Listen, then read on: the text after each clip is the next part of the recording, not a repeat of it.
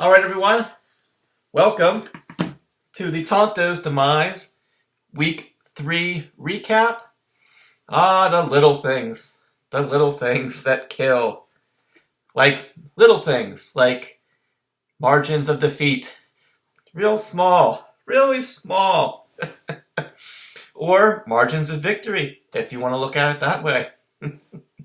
I think we know who we're talking about there. Anyway. No. Couldn't get, no Antonio Brown duck this week, I'm sorry. Kind of disappointed. I don't think anyone's really talked about or brought him up in the podcast or anything, but, he's back to school, so he's unavailable. Couldn't get a hold of him. He wasn't free. His free time is all taken up now. Back to school, Rodney Dangerfield style, so... Alright, nothing else to waste time talking about here, other than might as well get right into the Week 3 matchups. And, of course, we always talk about the defending champion. Let's take a look. We had Yinzer Jags going up against the undefeated Mighty Midgets, seeing if Yinzer Jags could give him his first defeat, and he could not quite make it. Final score here, Mighty Midgets 186.7 to Yinzer Jags 182.35.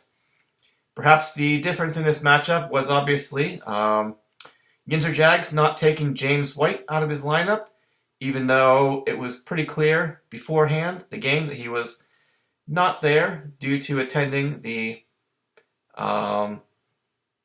birth of his child, although,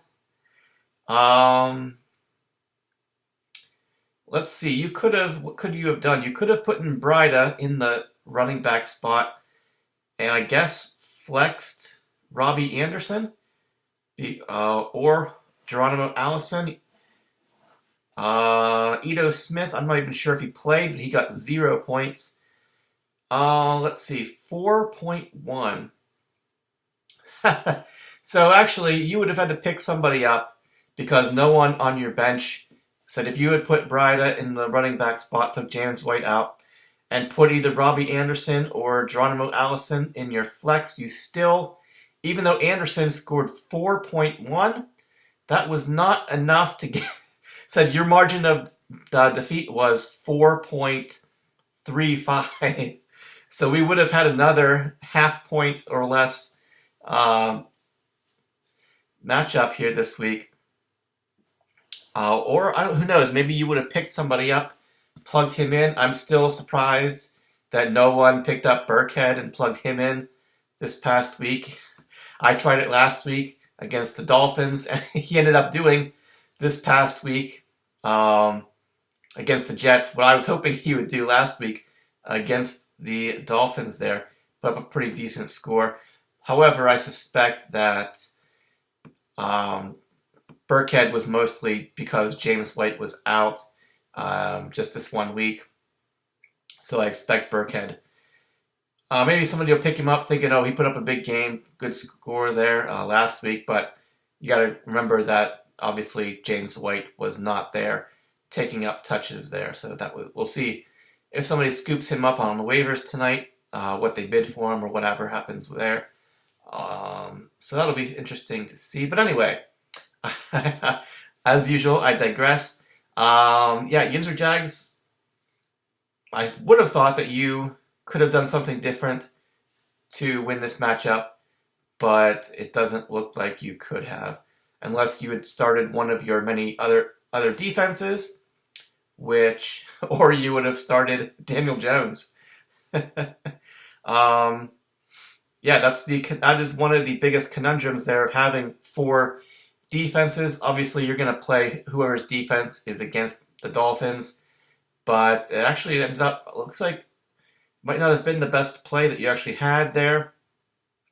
And what is going to be the frustrating part, I think, is looking at your bench defenses, and because I'm sure it's going to happen more than once. This won't be the first time it happens this year, that perhaps you win or lose More frustratingly, probably lose based on just simply picking the wrong defense.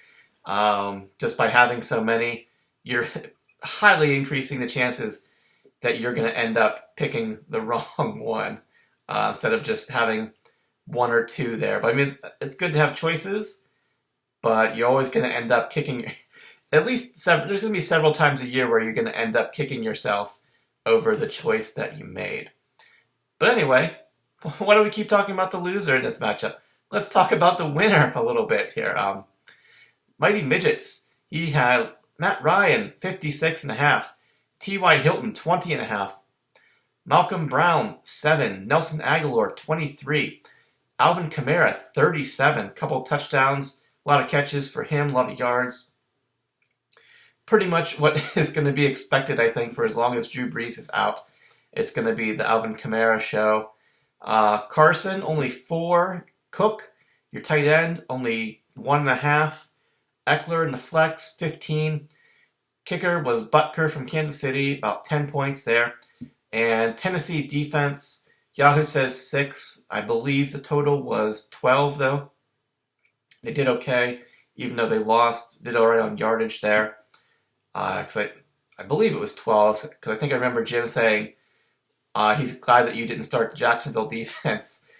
He'll take the 12 points that Tennessee gave him there. So, yeah, just enough to get past Yins or Jags this week. Like I said, 4.5 point margin here. Let's see, he had Kyler Murray go for 47.5. DeAndre Hopkins, 12.7. The big one here, Keenan Allen, probably his best game of the year, 46.5 points. Robert Woods, 8.8. Devontae Freeman, 12.5. Again, James White, 0. Kittle, 11.7. Breida, whatever you want to call him, 10.8. Tucker was your kicker. Looks like he got you about 4.5. And then Dallas defense. Yahoo says 15. I'm trying to remember what it was. Yahoo said, I want to say you got about, it was probably close to 30, something like that. Looks like you jumped up about 13 points from what Yahoo, so it's probably 12, probably 27 would be my guess off the top of my head here looking at the numbers. But yeah, probably was expected. You were hoping for a little bit more from the Dallas defense there. Didn't give up a lot of points. Probably hoping for a little more turnovers there. I only see 1. Couple sacks. Hoping for more. Yeah, but it wasn't enough to get it done. Mighty Midgets, he stays undefeated in first place. He's 3-0. While Yins or Jags, he drops to 1-2. He is in 8th place. All right, next we had what was most likely the matchup of the week. The little things here, as we were talking about. I did stop and check. There are no posted stat corrections as of yet for week 3. If they do pop up for anyone in this matchup, you will know because Yahoo will change it. I don't have to really do anything. I hope someone in Josh's lineup loses a yard and it ends up being a tie somehow. I think that would be quite amusing that the Cobras have these, I think probably the second ever tie since we've had fractional points here, which I think Brian was involved in the first one because I believe it was him and me tied a few years back. But anyway, Shawshank versus Hillbillies. Final score, 162.95 to 162.85. Now, let's take a look and see how we got here. Shawshank, he decided to go with Jimmy Garoppolo, who had 33.15, almost 50 points less than Russell Wilson, the quarterback on his bench, which would have made this one a blowout if he had gone with him. 82.4, one of the higher scores that you'll ever see from a quarterback. I didn't even realize until last night that I happened to be looking at the matchups, seeing how things actually played out in this one. Didn't really pay much attention to that Seahawks Saints game, but was absolutely surprised to see that man, Russell Wilson went crazy. I believe, though, the single week record is 95. Drew Brees, so 82, up there, but not close to the all-time single week quarterback score there. Let's see, you had Amari Cooper, Allen Robinson, and Tyler Boyd. 28.5, 12, and 12.7 there. So actually, this one was down to Monday night. All Josh had left, Brian was done. All Josh had left was Allen Robinson. And the difference was 11.9, because obviously 12 is what Robinson got, and you got just enough, so the 0.1 there. So you needed 11.9, Robinson got you 12. And so that is so we were talking about the little things there at the beginning. That is 2 weeks in a row that Brian has lost by 1 point or less. He could very easily be 3-0 and perhaps at the top of the standings. But little things have not gone your way. It's funny, though, how it all comes full circle, though, with the little things and Bush and it being Brian here, who I can only assume that it's your close proximity to Detling and the Bush concert that is looming over the entire our draft and our entire season here. In terms of like starting our year, that's it. That whole thing with the Bush concert kind of looms over everything. So I'm assuming that whatever bad voodoo that Detling acquired from having from that whole thing going on with the fantasy gods there is rubbing off on Brian. At least, yeah. That I would say, who has had the worst luck these first couple weeks of the year? I would have to say Detling. Detling's luck, his bad luck started even before the season began, and now Brian. Things have been pretty difficult for you here. 2 heartbreaking losses. All right, Leonard Fournette 15, Nick Chubb 17, Mark Andrews, who you traded away Zach Ertz to put in your lineup, only 4.5 points. Zeke 19, Sly, your new kicker, looks like about 8.5 points. And then Tampa Bay defense, Yahoo says 11. I believe it was, I don't think you had any extra, no long touchdown bonuses or anything there. I believe your actual score must have been 11. Just looking at the difference there between your actual score and what Yahoo says you scored. I don't know why it's just dawning on me now that when I'm looking at the defenses here, Yahoo has what your total would have been, but your actual score at the top of the screen here is what it is after the adjustments there. So I actually should be able to figure out pretty easily what the difference here was. But anyway, so Shawshank gets just enough to defeat Hillbillies on PCP. Let's see, he had Stafford. So speaking about Garoppolo and Russell Wilson here, just taking a quick look. Brian keeps switching his quarterbacks every week, I think. This week he went with Matthew Stafford. Let's see, he went Winston last week, who scored 31. Let's see, you used Winston the first 2 weeks. You got 26 and 31. So you switched it up to Stafford this week, who scored... actually, he was only 37 last week. I thought he had a better game last week than I believe he must have been week 1 when he did pretty good. Stafford there, 60, over 60 in week 1. You stuck with Winston last week, then you switched it up to Stafford this week, and he gives you 32 points, while Winston on your bench got you 54. So, plus you got Cousins there on your bench and Mason Rudolph. You're juggling 4 quarterbacks, which is just self-inflicted torture here, because you're always, when you have these narrow losses like that, when you've got guys on your bench who did better than the guys in your starting lineup, it's always gonna sting every time. Just I'm sure Detling agrees with the defenses here. But then again, it's easy to look back and say, "Oh, I should have done this, should have done that." But really, who you start is most of the time probably not going to be questioned. I would say. I mean, like I said before, Dallas's defense, whoever is playing Miami, you're going to start them. In hindsight, obviously, you had other options that would have actually turned out to be better. But going into the matchup, there's no reason not to make that play. So here, just this quarterback rotation here for you didn't happen to go against you this week. Almost happened to Josh, with the quarterback choice there. Yeah. Enough talking about stuff that probably interests you guys in absolutely no way. His receivers, Galladay, Metcalf, and Emmanuel Sanders. Yikes. Galladay only 3.5, Metcalf 8.5, and Sanders only 3.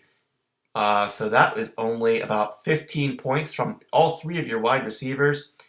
Perhaps another big factor in the result of this matchup here. That'll get you every time. Although McCaffrey looks like he had a long touchdown, so 33, almost 34 points. Dalvin Cook, another good game, 27.5. Austin Hooper, 25 or 24.5.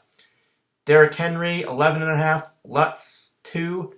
And Steelers defense, you went with them against Garoppolo, not a bad move. They had 5 turnovers. However, that's all they got for you. I believe there were no sacks. They gave up too many points. They gave up too many yards. They gave up too many first downs. Too many yards on everything. So despite having those 5 turnovers, they actually scored you. Yahoo says 19, but since they lost the game, your actual score was 16, which you got right back from the 3 points for McCaffrey's long touchdown there. So actually, I didn't have to change anything from your score this week. It was exactly correct because there was no field goals by Lutz there. So I didn't have to change anything. And unfortunately for you, you get your second defeat by the narrowest of margins. Let's see. Hillbillies on PCP, you fall to 1-2, but you are still in 6th place. Not too bad. Shawshank, he moves up to 1-2, gets his first win of the year, and although he is still down there in 9th place. Next up, we have Springfield Isotopes versus 10 XL Entries. This one was decided, by Sunday night, I think. I don't, who was in Sunday night? I don't think anybody. 10 XL Entries picks up the win. He moves to 2-1 over Springfield Isotopes. Final score here, 170.4 to 151.9. For Jay's team, looks like he switched out, who was it? Deshaun Watson this week. He actually saved. Things could have been a lot worse this week. Or better for you, a lot worse for me. In this matchup, would have been much more embarrassing because Deshaun Watson outscored. You put in Dak Prescott. Not a bad move. They're both playing pretty well this year.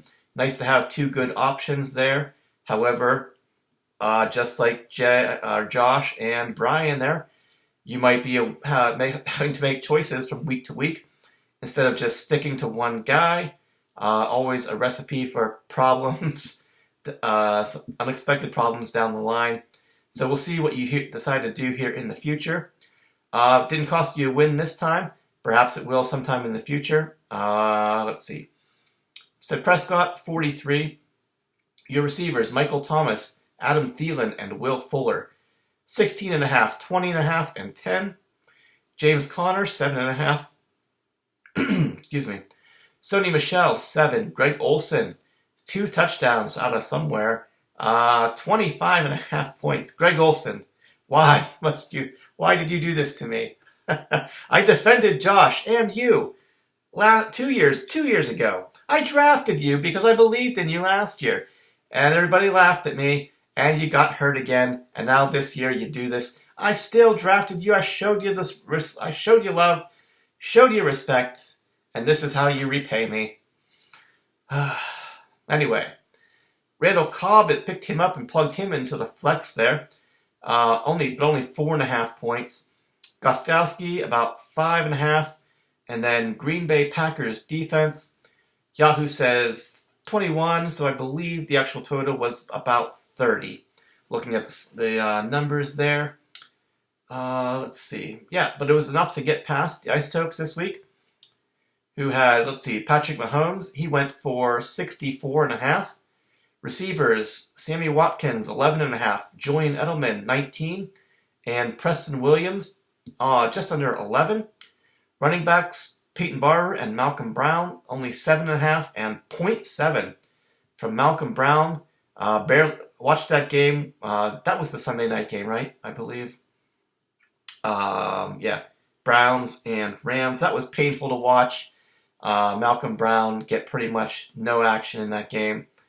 Yeah, it really seems like the Rams all around, having watched the game and paying attention to them kind of before just from having Brown, they're really just, man, they are, and what's that, always having watching their running backs, because a lot of times they like to do screen passes, dump off things to their running backs. They have not been doing that at all this year. It used to be one of the big things for Gurley, catching passes out of the backfield. It's like they refuse to do that anymore. They are forcing the ball to Kupp, Woods, and Cooks there. That's their entire offense, it seems like, with a little bit of Gurley sprinkled in. They are forcing the ball to those three receivers, and that's pretty much been their entire offense, though. But speaking of Cleveland, though, like I said before, I think last week, Baker Mayfield. This is another primetime game again for the Browns. So this is 3 weeks in a row now I've got to watch Baker Mayfield play. He's not good. He's not getting better. He's just not that good. I said, just like last week, the commentators have pointed out exactly what is wrong. Mayfield actually does pretty well whenever he just drops back, makes a read, and throws the ball. He gets pressure. As soon as he gets pressure or doesn't see something wide open, he crumbles. He scrambles out of the pocket, holds onto the ball, doesn't know what to do, and things end up going bad. When he's gets the ball out quick, he actually seems to be doing. He's actually fairly good, but they don't do that all the time. Chubb hasn't really been helping him out much so far this year, but yeah, he's having a rough time. Said watching him play, maybe he'll get better, but yeah, it's kind of predictable to watch him play and see how quickly he crumbles under a little bit of pressure there. So that's just my opinion about the guy. Let's see. Jason Witten, 8.5 points. Aaron Jones, 15.5. Myers, the Seattle kicker, 3 points. Gave him another chance this week. One more chance, perhaps. Maybe we'll see how many more he gets. He has not kicked a field goal yet this year. 3 points from Myers. That's what he's scored every single week. 3, 3, and 3. Looking at his game log here. All extra points. No 3 games. No field goals. What the hell? Chargers defense. Yahoo says 8. I believe the actual total was only a little bit more than that. Maybe 14. Let's see. 11. Maybe, probably. Well, yeah, because we had, 11. I believe it was 11. But anyway, 151, not enough to get past Excel entries this week. He moves up to 2-1. He is up in 5th place. while the Springfield Isotopes dropped to 1 and 2, and they are in 10th place. Next up, we have From Gags to Riches going up against Disco, trying to get his first win of the year, not fall to 0 and 3. Unfortunately, From Gags to Riches said, "Not this week, Disco. We're gonna keep the O in Disco and keep you down at 0 and 3." Gags to Riches goes off once again. Let's see, 231.7 to 179.95. So once again, a respectable score for Disco. Would have beaten 1, 2, 3, 4, 5, 6. You would have beaten half the other league members this week, but you unfortunately went up against the highest point scorer. Once again, I believe that's 2 weeks in a row. Let's see. So, Gags to Riches, what did he do? Philip Rivers, just under 57. Cooper Kupp, 33. Marvin Jones, 22. Sterling Shepard, 27. Big scores all through the lineup here. Le'Veon Bell, 10. Gurley, 4. Kelsey, 16. LaShawn McCoy, 23. So those first 4, and McCoy really carried you through here. Zerline, looks like about 10. And then the Buffalo Bills defense, another good game for them. Yahoo says 20. Looks like you got about an extra 6 or 9, something like that. Easily enough to get you past Disco this week, though. 179.95. Take a look at his lineup. Aaron Rodgers, 32.5. Julio Jones, just under 27. Godwin, 7. Josh Gordon, 14.5. David Johnson, 18.5. Miles Sanders, 12.5. Darren Waller, 27.1. Pretty good there. 13 catches, I see. Must all 10-yard passes because he had 13 for 134. In the flex, John Brown, 9.5. Kicker was Bryant from the Falcons, about 6 or so. And then Minnesota defense, Yahoo says 13. Based on what I see here, I don't think you got any long touchdown bonuses. So the actual score there for the Vikings defense must have been about another 13 or so. So 26, 29, something around there. But yeah, when your opponent goes way over 200, you're probably not going to get a win, just the way it goes sometimes. But fear not, though, Disco, as I said before, you are, much like Detling in 2018, you are singing the 0-3 blues. Perhaps you'll put something together, maybe phone into the podcast, put a little song together, the 0-3 blues, or maybe just go back and listen to Detling's 0-3 blues last year and maybe sing it yourself. That would be interesting. But yeah, as we are all very much aware, Detling was 0-3 last year and went on all the way to the Tonto Bowl. So you can hang your head now for the week. Be disappointed, but there are always there are plenty of time to go. Many weeks ahead. Anything can happen. It's not that your team is that bad. They're performing. They've just had some bad luck here in the first couple weeks of the season. So, yeah. It's been proven in the past that you are definitely not out of it yet. So don't feel too upset yet. I know it's frustrating, and I'm sure I've been in that position once or twice before. Maybe not 0-3. But maybe, I can't remember off the top of my head, but yeah, keep your chin up and keep on fighting, because we all know that you're down, but you are not out. As for Gags to Riches, he moves up to 2-1. He's in 3rd place, and Disco at 0-3, currently in 12th place. Next up, we have the other team that went over 200 this week, Dub C Hooligans, up against Dirt McGirt. 2 teams that had an interesting trade earlier in the season, as Dub C kind of restructured most of his roster here through a bunch of trades there. So far, so good, as he takes down Dirt McGirt. Final score 228.55 to 193.75. So Dirt McGirt, another big good score for him, but this week it wasn't quite enough. Dub C Hooligans, Lamar Jackson 46, Tyler Lockett 35.5, Fitzy 14.5, Brandon Cooks 20. Big factor here, Mark Ingram 38.5. Mostert in the running back spot, 6 points. Zach Ertz, 10.5. Royce Freeman, put him in the flex there, 11.3. Kicker was Elliott, looks like about 5.5, 6 points. And then New England defense, really big game for them. Yahoo says 17, but I believe we had to tack on an extra 20 or so.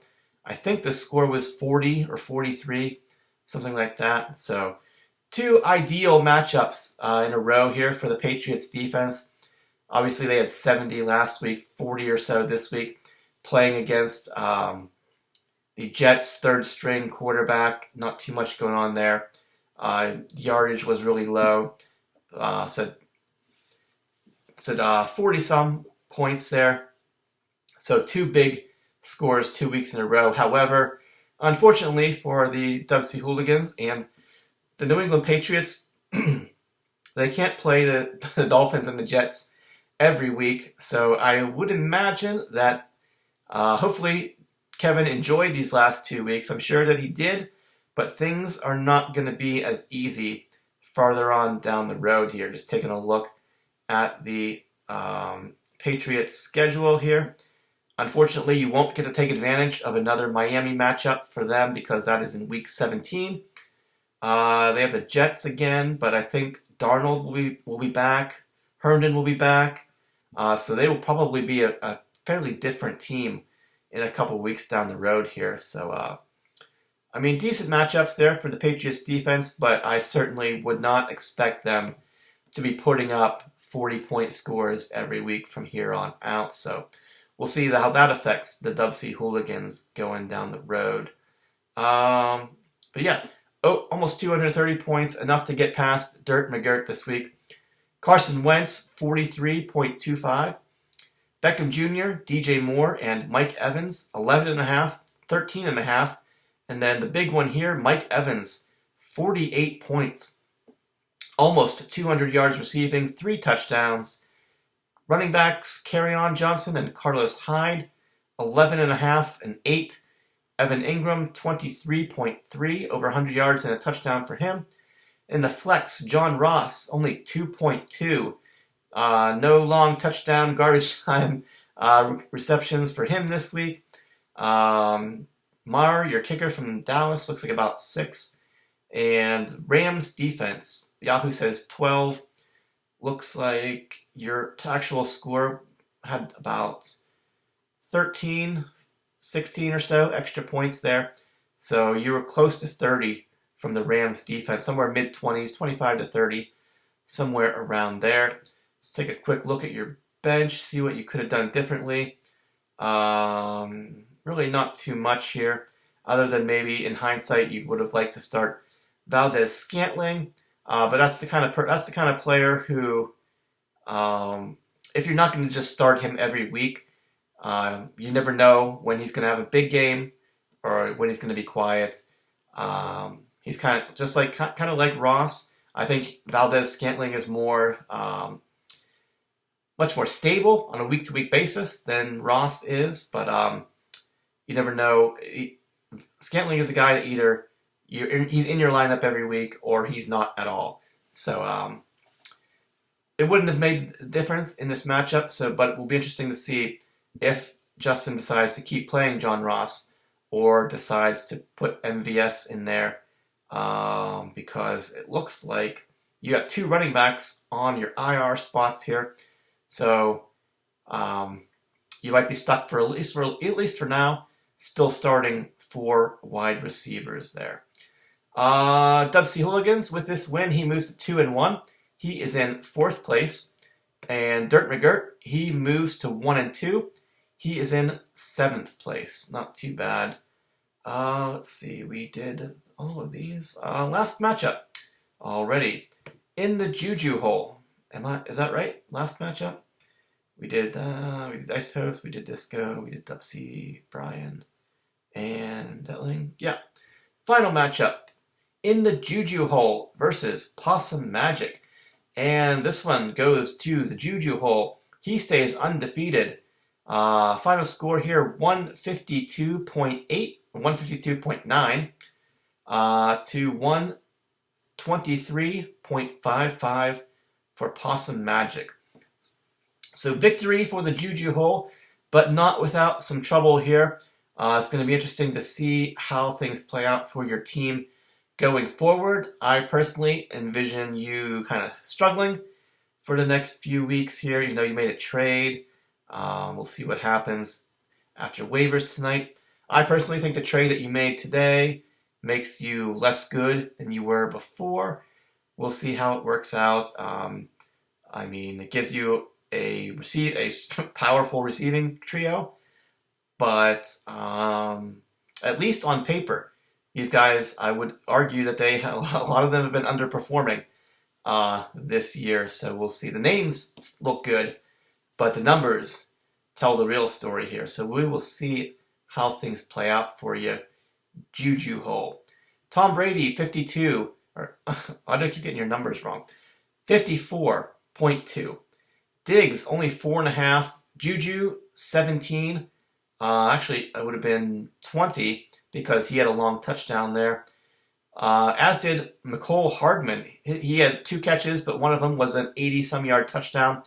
So actually, what got you through this week was, I believe you said Juju and Mecole both had long touchdown bonuses there. The only thing, that's what kept you alive in the knockout pool this week, as you just got past the Isotopes there by 1 point to stay alive in the knockout pool. Let's see, Hardman, 18, so it would have been 21.5. Big problem here, though, for you, Saquon Barkley. He got you 7.5 points before going out with what is believed to be a high ankle sprain. So he's looking for second opinions in his information here, but they expect him to be out at least a month, 4 to 8 weeks. So maybe 6 weeks. We're looking. You're probably without him till Halloween or so. So that's going to be a difficult thing for you here coming up. We'll see how that plays out for you. Marlon Mack, 16.8. Although I should mention that he is no longer on your team. So we'll see what happens again. Tight end, Delaney Walker, 13.5. Flex, you went James Washington, only 3.5. Robbie Gould, about 5.5. And then Kansas City Chiefs defense. Yahoo says 3. They gave up a lot of points, a lot of yards, but they did win the game. I believe the actual total was 6. You basically got those extra points for the win, and that was pretty much it. Then we have Possum Magic. Let's see. Baker Mayfield, who is, I should say, is no longer on your team because a trade occurred between these two teams. Mayfield, 28.5. Devontae Adams, 9.5. Those are the two guys who are now part of the Juju hole. And I think Marlon Mack and somebody who was who got traded. Who did you trade? Josh Allen, a quarterback. So, yeah, Mayfield and Adams for Allen and Mack there, I believe. So, let's see. McLaurin, 19 points. Christian Kirk, 16. Jacobs and Montgomery, your running backs, 4.5 and 11. Vance McDonald, only 2 points before getting hurt. So that I think he is out for a little while. That leaves you with no tight end for this week coming up. We'll see what you do, who you pluck off the waiver wire there. Obviously, you are out. As we all know, you are already out of your free agent bidding money. So you're going to have to pick up somebody for free, whoever it's going to be. Because I'm pretty sure you're not the only person who will be going for a tight end here off the waiver wire this week, so we'll see what happens. Frank Gore, 17. Another touchdown for him this week. Kicker was Fairbairn from Houston. Looks like he missed 2 kicks. He only got you 1 point. And the Colts defense won the game, gave up a lot of points and yards, though. Let's see, Yahoo says 6. Judging by this, you must have got an extra 9. So maybe about 15 points from the Colts defense. A lot of those scores. Baker Mayfield's been that was your keeper. You kept him over Watson.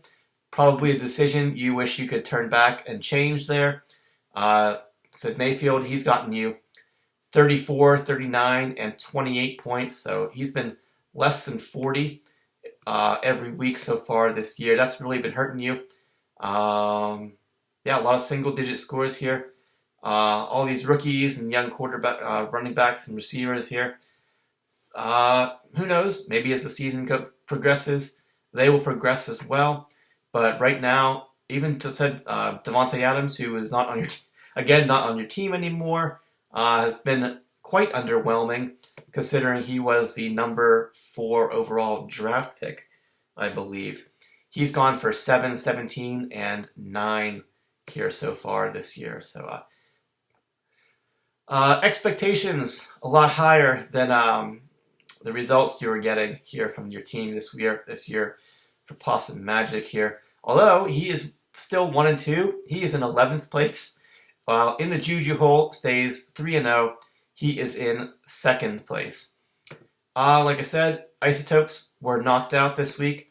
So Possum Magic, 10 XL entries, and the Springfield Isotopes are the teams no longer in the knockout pool. Let's say we take a quick look here at the standings. Disco, even though you are 0-3, I already said this a little bit before. I think maybe not on here, but in the lineup that let's see, 1, 2, 3, 4, 5, 6 people in the league. Half the league is currently 1-2. So Disco, you're only 1 game behind. You could potentially jump from 12th place to 6th, all the way. You could be right back into playoff contention after this week. So who knows? You get that 1 win, see how things go here. So half the people are 1-2, 2 3-0s. Although again, I kind of think that the 3-0 teams have kind of been luckier than they have been good. Juju Hole, I think he's gonna struggle. He's gotten some lucky breaks here so far. Mighty Midgets, one of the highest point scorers in the league though so far, is going to be good every single week and compete. Although, like I've mentioned a little bit before, he needs his guys to perform and stay healthy. I think running back. I still believe that the David Johnson trade and getting rid of him is going to come back to bite you whenever Eckler is no longer as valuable as he's been, because the only other running back you have on your team here is Mattison from the Vikings, the backup guy there. Even though he did score a touchdown this week, I believe that game wasn't really very competitive or close there against the Raiders. So again, even though I still think the guys that are 3-0 aren't going to run away with it. They're strong, but not. They definitely got weaknesses and can be exploited. Still said this before, maybe in week 1 or on the lineup. I can't remember for sure, but still, there are no teams that stand out to me as running away with the regular season. If you want it, so we're 3 weeks in, so we're almost a third of the way through the first. A quarter of the way through the regular season here. Said 1 more week and we'll be about a third of the way through the regular season. And really, there are no teams that stand out to me as being the definite playoff teams that are going in the right direction. Teams that are not going to make the playoffs. Can't help but not feel too good about Possum Magic at this point in the road. But if I had to try to pick the other 5 teams that I think aren't going to make the playoffs this year, I have no idea. I think Mighty Midgets and In and Juju Hole could just as easily go from first and second place, where they are right now, to not in the playoffs. I think this year it's just shaping up to be a big crapshoot to see who gets there. So it's going to be exciting to watch, I think. It's really, I have no idea, again. And I've thought about it. I've looked at the lineups, I've looked at teams, what I think could happen down the road, matchups and stuff. No idea what's going to happen. So it's going to be fun. Although Justin and I have been talking about it a little bit at work and stuff. I do think though, what is going to end up happening is that somehow, some way, we make fun of Kevin for all these trades that he's made and restructured his entire team. As much as people kind of tease him and harass him for it, he's going to be the one who ends up winning the Tonto Bowl this year. He's going to go all the way, thanks to all that stuff that he did. So I hope not, but it feels just like that's kind of the way that things tend to turn out. The unexpected things that happen and make things interesting here. So that's my week 3 prediction, is that the Dub C Hooligans will be the Tonto's Demise champion here in 2019. So that's my one prediction that I will make. But let's take a quick peek at week 4, see what we've got. Said half the teams in the league are 1 and 2. Let's see. So actually, this week 4 is going to be pretty interesting, because pretty much all of those 1 and 2 teams, they're not playing each other. So it's very possible that we could have a whole bunch of 1 and 3 teams after this week. Actually, the only 1 and 2 teams playing each other are the Isotopes and Possum Magic. 2 2-1s going against each other, Dub C and 10 XL entries, so that'll be interesting. Disco versus Yinzer Jags. Disco trying to get his first win and perhaps knock Yinzer's to 1 and 3. Dirt McGirt versus Gags, that should be interesting. PCP. All the other 1 and 2 teams are Yinzer Jags going up against Disco. Dirt McGirt, he's going up against Gags to Riches, who's 2 and 1. Should be a good matchup there. Then Hillbillies going up against the undefeated Mighty Midgets. And then Shawshank going up against the also undefeated In the Juju Hole. So, looks like Shawshank's a heavy favorite according to Yahoo. Everything else looks pretty close, within 5 to 10 here. Although Isotopes looks like they're favored by 30, but you never can really trust these Yahoo projections too much, I think. So yeah, Disco looks like they're favored to get their first win. But yeah, these are going to be some pretty good matchups. We'll see how many teams. So a lot of the 1 and 2 teams are facing teams at the top of the standings here. So we'll see if perhaps Hillbillies and Shawshank are able to give the Midgets and Juju their first losses of the season. Don't want to drop to 1 and 3. Tough spot to be in, even though there's going to be a lot of people there.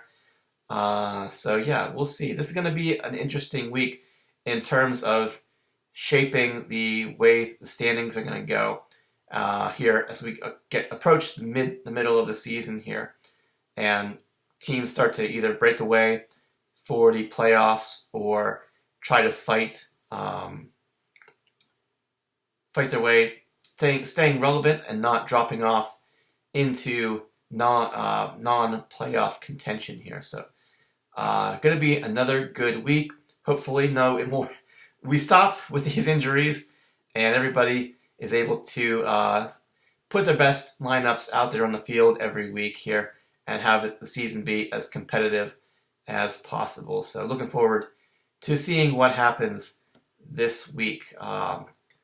Hopefully, I think for most of us, we don't have any 4-0s after this week's here. So, all right, that's what's going on for week 3 and the quick peek ahead to week 4. We'll see what the podcasters have to say in their upcoming preview. I don't think I'm forgetting anything. That's it for week 3. So once again, another good week. Hope to see you guys back here again. Thanks for watching or listening, or whatever it is. Maybe like 2 or 3 of you guys do. Yeah, no injuries and another good week. And we will see you back here again next week. Thanks all, and yeah, that's it. Good luck, good night, and good luck.